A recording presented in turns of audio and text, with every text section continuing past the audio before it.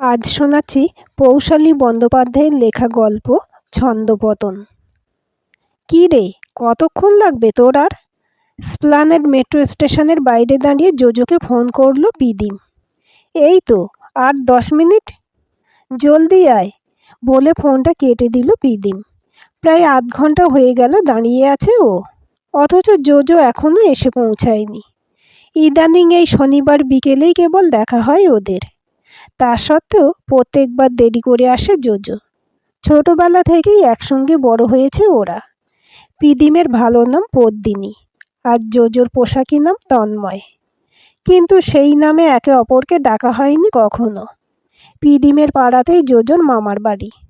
বাবা মারা যাওয়ার পর মায়ের হাত ধরে যখন মামার বাড়িতে চলে এসেছিল জোজো, তখন ওদের দুজনেরই বয়স 4.5। রবিবার দুপুরের আঁকার ক্লাসে প্রথম আলাপ, তারপরেই বন্ধুত্ব। কিন্তু মাস চারেক আগে জোজোর দিদিমা মারা যাওয়ার পর ওর মামারা বাড়িটা বিক্রি করে দেন। নিজের প্রাপ্য টাকা বুঝে নিয়ে জোজোর মা বসুন্ধরা দেবী টালিগঞ্জে নতুন একটা ফ্ল্যাট কিনেছেন। এখন ওখানেই থাকে জোজোরা। অগত্যা সব থেকে কাছের মানুষটার সঙ্গে সপ্তাহে মাত্র একটা দিন দেখা হয় পিদিমের। যদিও মেসেজে বা ফোনে সারাদিনই কথা হয়। প্রায় 15 মিনিটের মাথায় এলো জোজো। গাল ভর্তি দাড়ি, চুল এলোমেলো, পরনের ঢিলে টি শার্ট আর জিন্স। একগাল হেসে বলল, হাই, নতুন একটা টিউশন নিচ্ছি, প্রত্যেক শনিবার 2টো থেকে। আরও একটা? আর আমাদের এই দেখা করার সময়টাকেই তুই স্লট বানালি? পিদিমের গলায় অভিমান। আরে, আমাদের দেখা করার সময়টা আধ ঘন্টা মতো পিছিয়ে দিলেই হবে। আমি তোর প্রায়োরিটি লিস্টে অনেক নিচে, তাই না রে? আহত গলায় জানতে চাইল পিদিম। ধুর, যত বাজে কথা। চল তো, খুব মোমো খেতে ইচ্ছে করছে। ফুটপাতের স্টলগুলোর মধ্য দিয়ে হাঁটা লাগালো জোজো। অভিমানটুকু গিলে ফেলে ওর থেকে কয়েক পা পিছিয়ে হাঁটতে শুরু করলো পিদিম। আচ্ছা, জোজো কি ওকে এখনো কেবল বন্ধুই ভাবে? পিদিম যে মনে মনে আরও কয়েক ধাপ এগিয়ে গিয়েছে সে খবর রাখে ও? খাটে বসে আনমনে রুবিক্স কিউব ঘোরাচ্ছে জোজো। ওর মন ভালো নেই। আজ পিদিমের সঙ্গে দেখা করার আগে ঋষভকে পড়াতে গিয়েছিল ও। দক্ষিণ কলকাতার এক নামী স্কুলের ক্লাস 4-এ পড়ে ঋষভ। সপ্তাহে 2 দিন ওকে পড়াতে যায় জোজো। ছাত্র হিসেবে বেশ ভালো, তবে পারিবারিক অশান্তির কারণে এক অজানা ভয়ে কেমন গুটিয়ে থাকে। ওর পরিবার বলতে ঠাকুরদা, ঠাকুরমা আর মা। বাবা নেই। জোজো ঋষভকে পড়াতে শুরু করার মাস 7 আগে একটা অ্যাক্সিডেন্টে উনি গত হন। তারপর থেকেই ঋষভের মা আনন্দী দেবীকে উঠতে বসতে কথা শুনতে হয়। সেই মানসিক চাপ এসে পড়েছে ওই বাচ্চাটার উপরও। এমনকি জোজো কতবার পড়ানোর মাঝে চেঁচামেচির আওয়াজ শুনতে পেয়েছে। কেবল দোষারোপ। লজ্জায় চোখে জল নিয়ে দেওয়ালের সঙ্গে সিঁটিয়ে গিয়েছে ঋষভ। জোজো খুব ভালো বুঝতে পারে ওর মনের অবস্থা। ছোটবেলায় ওর সঙ্গেও এমনটাই হয়েছিল। কিন্তু আনন্দী খুবই শান্ত, মুখচোরা একজন মহিলা। আর্থিক কারণে বাপের বাড়িতে ফিরে যেতেও পারেন না, আর এই অসহ্য মানসিক অত্যাচারের প্রতিবাদও করতে পারেন না। আনন্দী যখন জোজোর জলখাবারের প্লেট নিয়ে ধীর পায়ে ঘরে ঢোকেন আর ক্লান্ত চোখ দুটো একটা স্মিত হাসির পিছনে লুকিয়ে বলেন, মাস্টার মশাই, খেয়ে নেবেন মনে করে, তখন একটা অদ্ভুত মায়া গ্রাস করে জোজোকে। বুকের বাঁ পাশটা চিনচিন করে ওঠে। ওদের জন্য কিছু করতে ইচ্ছে হয়। নিজেকে বড্ড অসহায় লাগে। কিন্তু ও জানে শুধু অন্যায়ের বিরুদ্ধে রুখে দাঁড়ালে পরিস্থিতি আনন্দী আর ঋষভের দুজনের জন্যই আরও কঠিন হতে পারে। অতএব আরও দৃঢ় একটা পদক্ষেপ নিতে হবে ওকে। কি হয়েছে তোর? জরুরি তলব করে এখন চুপ করে বসে আছিস যে? ময়দানে বসে বাদাম খেতে খেতে জিজ্ঞেস করল পিদিম। প্রায় আধ ঘন্টা হয়ে গেল ওরা বসে আছে এখানে, অথচ একটাও কথা বলেনি জোজো। আবার ওকে ধাক্কা দিল পিদিম। কি রে, বলবি তো কিছু? ইয়ে, গলাটা একটু পরিষ্কার করে নিল জোজো। তুই কখনো প্রেমে পড়েছিস? হুম হুম প্রশ্নের আকস্মিকতায় একটু চমকে গিয়েছে পিদিম। কার? আছে একজন। তোকে বলতে যাব কেন? বুকের ভেতর দানা বেঁধে ওঠে উত্তেজনার বাষ্প। সামলাতে কথা হাতড়াচ্ছে পিদিম। তুই কি আমার সঙ্গে খেজুরে আলাপ করবি বলে ডেকেছিস? না, মানে আমি একটু কনফিউজড। কি ব্যাপারে? About my feelings. প্রেমে পড়েছিস? ও মাই গড! জানি না, অদ্ভুত এক মায়া লাগে তাকে দেখলে। মনে হয় পৃথিবীর সবথেকে শ্রেষ্ঠ জিনিসটা তাকে এনে দিই। তাকে দুঃখ পেতে দেখলে আমারও খুব কষ্ট হয়। এটাকেই কি প্রেম বলে? কৌতূহলী চোখে তাকালো জোজো। প্রেমের কোনো সংজ্ঞা হয় না, ইটস জাস্ট আ ফিলিং। এবার একটা কথা জিজ্ঞেস করি, বকতে পারবি না কিন্তু। কি? কে সে? ঠোঁট বাঁকালো পিদিম। ইস, তোকে বলতে যাব কেন? ছদ্ম রাগ দেখাতে গিয়েও হেসে ফেলল জোজো। তারপর বলল, আজ না, সময় হলে জানাবো। চল, ওঠা যাক। জোজোর সঙ্গে উঠে দাঁড়ালো পিদিমও। ওর মনে এখন কালবৈশাখী ঝড় উঠেছে। ভালো লাগা, ভালোবাসা, উচ্ছ্বাস, উত্তেজনা, আনন্দ সব মিলেমিশে একাকার। পিদিমের যতদূর জানা আছে, ও ছাড়া জোজোর জীবনে এত কাছের বন্ধু আর কেউ নেই। অতএব কল্পনারা নিজের মতো করে উড়ান দিয়েছে ও স্বপ্নের আকাশে। আজ পিদিমের জন্মদিন। রাতে ভালো করে ঘুম হয়নি ওর। গতকাল ঠিক রাত 12টার সময় মেসেজ করেছিল জোজো। জন্মদিনের উইশ করার পর বলল, কাল ঠিক 6:30টার সময় আমাদের দেখা করার জায়গায় চলে আসবি, খুব ইম্পর্টেন্ট। তারপর থেকেই ঘুম উড়েছে পিদিমের। পেট গুড়গুড়, বুক ধুকপুক, কত কি যে হচ্ছে।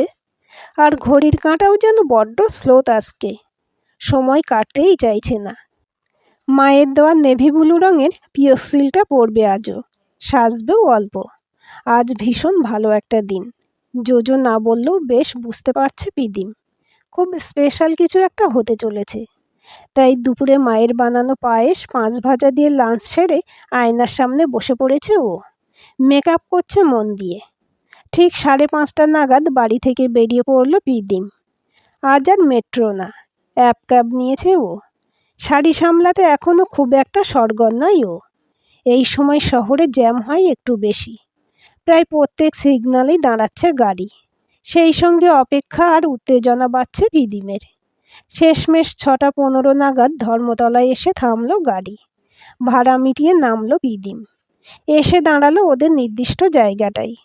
জোজো এখনও আসেনি। সেটাই স্বাভাবিক অবশ্য, ও কখনোই সময়ে আসে না। আজ আর ওকে ফোন করলো না পিদিম। নিজের জন্মদিনে কেউ ফোন করে নাকি?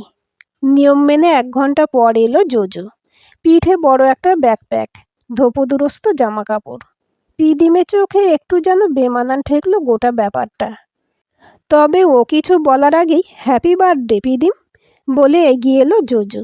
হাতে একটা গিফট, রঙিন কাগজে মোড়ানো। হাসি মুখে গিফটটা নিল পিদিম। জিজ্ঞেস করলো, কি আছে রে? বাড়ি গিয়ে খুলে দেখিস। লম্বা একটা শ্বাস নিল Jojo. Pidim, I need your help. Always at your service.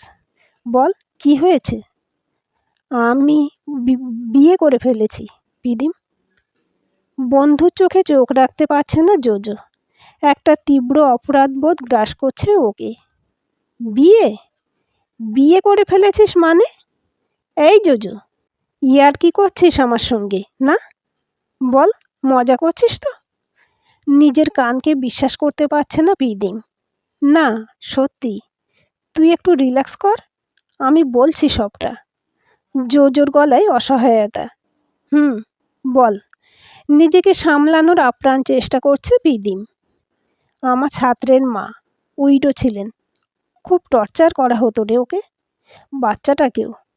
একদিন আমার সামনেই ওর গায়ে হাত তোলা হয়েছিল। আমি আর পারিনি, বিশ্বাস কর। ওর সঙ্গে আলোচনা করে ম্যারেজ রেজিস্ট্রেশনে নোটিশ দিই। আজ রেজিস্ট্রি হয়ে গেল। আর তারপর মন্দিরে সিঁদুর পরিয়ে আমি ভাত কাপড়ের দায়িত্বও নিয়েছি। তোকে কেন, কাউকেই বলিনি। নাম কি তার? ঠান্ডা গলায় জিজ্ঞেস করলো পিদিম। আনন্দী। জানিস পিদিম, আমার একবার বলাতেই আমার সঙ্গে ঘর বাঁধতে রাজি হয়ে গেলেন উনি। ভাব তাহলে ঠিক কতটা কষ্টে ছিলেন যে আমার ভরসা করে সমাজে তোয়াক্কা করলেন না। জোজোর গলা কেঁপে যাচ্ছে। অদ্ভুত মায়া নিয়ে শুনছে পিদিম। বিশ্বাস হচ্ছে না ওর।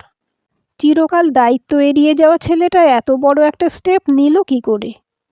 ধীরে ধীরে ও বুঝতে পারছে সামনে দাঁড়ানো এই সব থেকে কাছের মানুষটাকে ও হারিয়ে ফেলেছে নিজের অজান্তে, চিরদিনের মতো। গলার কাছে পাকিয়ে ওঠা কান্নার দলাটাকে গিলে ফেলে পিদিম জিজ্ঞেস করলো, কোথায় রেখেছিস ওদের? দেখা করবি তুই?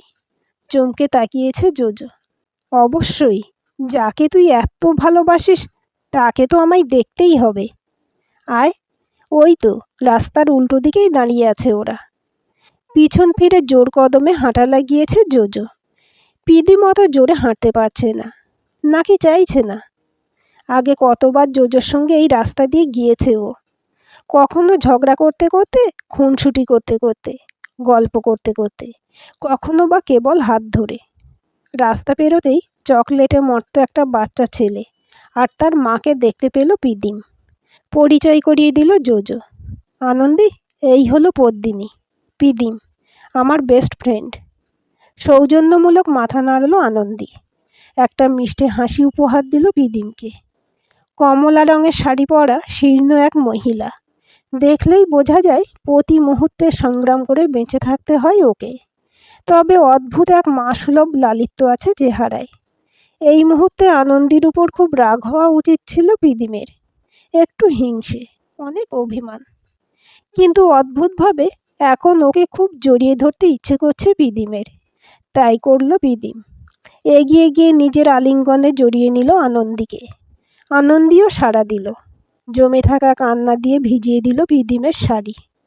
জোজো তখন ঋষভের হাত ধরে দাঁড়িয়ে থাকা নীরব দর্শক। এবার বলো, কি হেল্প করতে পারি তোমাদের? প্রায় মিনিট 10 পরে নিজেকে সামলে নিয়ে জিজ্ঞেস করলো পিদিম। আমরা আজ শহর ছাড়ছি, ঘুরতে যাচ্ছি বলতে পারিস।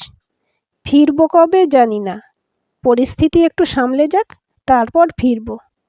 তাছাড়া আনন্দী আর ঋষভ দুজনেরই একটু বাইরে থেকে ঘুরে আসা জরুরি। তুই কেবল আমার মাকে দেখিস, আমি জানাবো মাকে সব। কিন্তু ফিরতে তো দেরি হবে, ততদিন একটু। চিন্তা নেই, জোজোকে কথা শেষ করতে দিল না পিদিম। আমি খেয়াল রাখবো আন্টির, তুই নিশ্চিন্তে যা, এদের ভালো রাখিস। পিদিম, বন্ধুর হাত দুটো নিজের হাতের মুঠোয় নিল জোজো। তোকে থ্যাংক ইউ বলার ভাষা নেই আমার কাছে। আরে ধুর, বন্ধুকে আবার কিসে থ্যাংক ইউ? যা ঘুরে আয়। আন্টির খেয়াল আমি রাখবো, তুই কেবল ওকে জানিয়ে দিস সব কিছু। She will be so proud of you. হাসল পিদিম। সদর্থক মাথা নাড়ল জোজো। এবার এগিয়ে এসেছে আনন্দী। আমি তো থ্যাংক ইউ বলতে পারি পদ্মিনী। আচ্ছা বেশ, তোমারটা নিলাম। ওয়েলকাম, ভালো থেকো। সরি। পিদিমের আরও কাছে ঘেঁষে এসে চাপা স্বরে বলল আনন্দী। তন্ময়কে বোধহয় তুমি। না, ও তোমার। সরে এলো পিদিম। তারপর বলল, তোদের বাস কটায়? 8টা। তবে যা, 7:30 তো বাজতে চলল, বেশি দেরি করা ঠিক হবে না, সাবধানে যাস। আসি। কেঁপে গেল জোজোর গলার স্বর। আয়, হাসল পিদিম। ও চোখের পাতা ভিজছে ধীরে ধীরে। হাত নেড়ে বন্ধুকে টাটা করলো ও। পিছন ফিরে হাঁটতে শুরু করেছে জোজো আর আনন্দী, ওদের ঠিক মাঝখানের বাচ্চাটা। ওর নামটা জানা হলো না পিদিমের। ক্রমশ ঝাপসা হচ্ছে ওরা। গাল বেয়ে জল গড়িয়ে পড়ার আগেই পিছন ঘুরল পিদিম। ওই তো মেট্রো স্টেশন, সেটাও ঝাপসা দেখাচ্ছে কেন? ফুটপাতের রেলিংটা কোনো মতে ধরে দাঁড়িয়ে পড়ল পিদিম। হাঁটতে হাঁটতে একবার পিছনে তাকালো জোজো। পিদিম দাঁড়িয়ে আছে ফুটপাতের এক পাশে। ও চারপাশ দিয়ে যাওয়া আসা করছে বহু মানুষ। কারোর সঙ্গে ধাক্কাও লাগছে ওর। আপনারা এগোন, আমি 5 মিনিটের মধ্যেই আসছি। আনন্দীর দিকে তাকালো জোজো। ওর চোখ অনুসরণ করে পিদিমকে দেখতে পেল আনন্দীও। ব্যাপারটা বুঝতে পেরে মাথা নাড়ল ও। বলল, দেরি করবেন না, সঙ্গে বাচ্চা আছে। তারপর আবার হাঁটতে শুরু করলো ঋষভকে নিয়ে। জোজো পিছন ফিরে দৌড়তে গিয়েও থমকে দাঁড়ালো। পিদিম আর দাঁড়িয়ে নেই, হেঁটে যাচ্ছে মেট্রো স্টেশনের দিকে। দুদিকে তাকিয়ে দেখল জোজো। একদিকে আনন্দী আর ঋষভ, অন্যদিকে পিদিম। কয়েক মুহূর্ত দাঁড়িয়ে থেকে ও দৌড়তে শুরু করলো আবার। আনন্দী। আজকের গল্পটি কেমন লাগলো কমেন্ট করে জানাবেন। ভালো লাগলে লাইক, হাইপ, শেয়ার করবেন। আর চ্যানেলটি সাবস্ক্রাইব করে বেল আইকনটি ক্লিক করে রাখতে ভুলবেন না।